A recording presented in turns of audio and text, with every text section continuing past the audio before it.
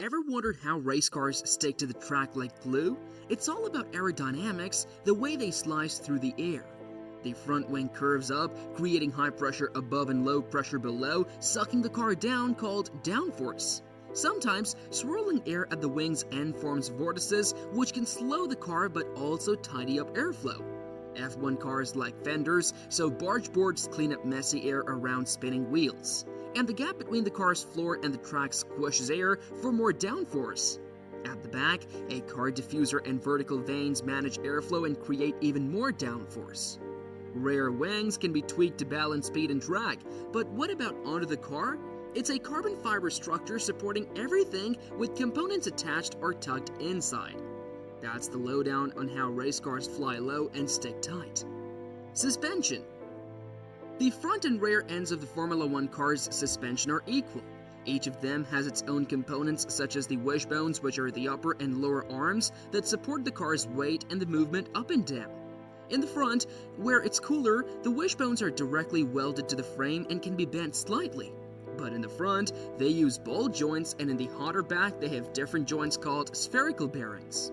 The rods can either press or pull on the suspension components. On the front end, they push, and on the rear end, they pull. Therefore, the car's center of gravity is lowered for better performance. These rods are connected to shock absorbers that absorb the shocks or bumps. In F1, instead of big springs, there are smaller spiral metal bars, and they are called torsion bars.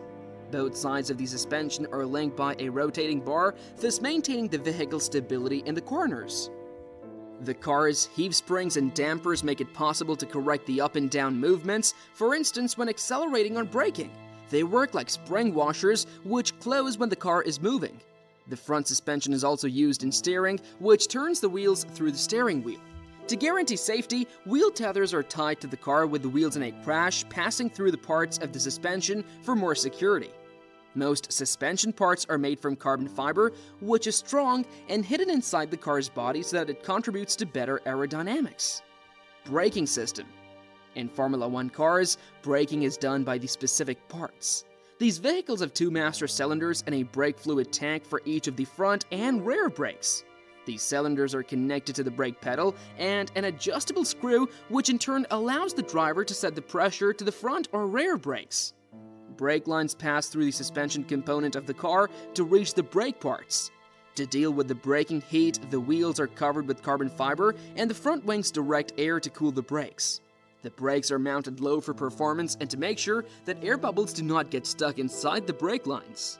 The brake discs and shoes which are made of special carbon material with many small holes that allow for quick cooling. The rear brakes are smaller since there is a new part called the MGUK, which generates electricity as the car is slowed down and is attached to the rear wheels. The car is equipped with a computer which controls the systems, and while there is a special tool that holds the wheel nut in place when charging tires. Engine and associated systems. In F1 cars, the engines have 6 cylinders which are arranged in a V shape. The pistons in a car engine are flat and small to provide good performance at high speeds. It is very complicated, and the exhaust pipes send hot gases to the big turbine at the back of the engine. The turbine is allocated to a particular turbocharger system.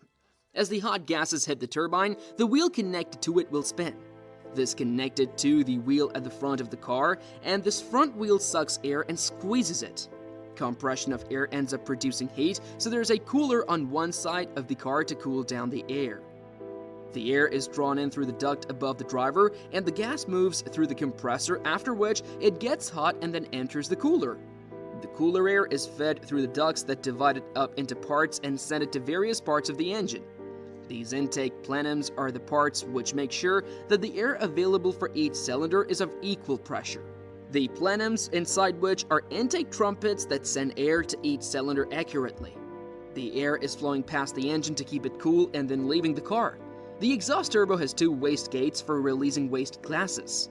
Added to this is an item called MGUH that is located between the turbos. It uses the leftover energy from the turbo to make electricity for the car's battery. The Energy Recovery System, ERS, in modern Formula One cars is made up of 2 key parts: the MGUH, which is responsible for the energy recovery, and the MGUK, which is used for powering the vehicle. This is because they work in tandem in order to produce electricity for the car battery. When the amount of power stored in the battery reaches a certain level, it can be sent back through MGUK, which is interconnected with the engine's crankshaft.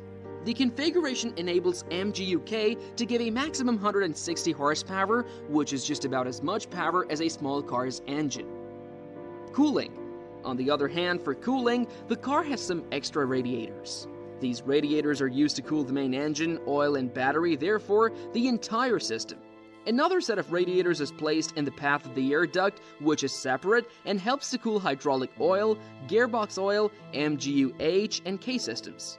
While details of the placements might differ from one team to another, they all use the same available spaces. The other groups may follow the water-driven system that is more complicated than the air cooling method I introduced. Fuel tank. The fuel tank in an F1 car is the most resistant. It is made from a material called Kevlar and lined with rubber. It has its own separate place in the car's body and can hold a lot of fuel, even enough for just one race because they can't refill during pit stops.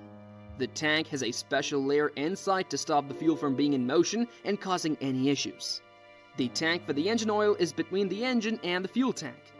Gearbox. The gearbox of a F1 car has 8 speeds with 7 for forward and 1 for backward respectively.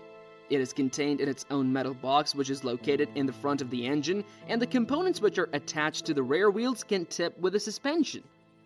Safety systems. F1 cars are equipped with many safety measures. There is a good structure at the rear for crash protection and hidden parts on both sides to take the impact.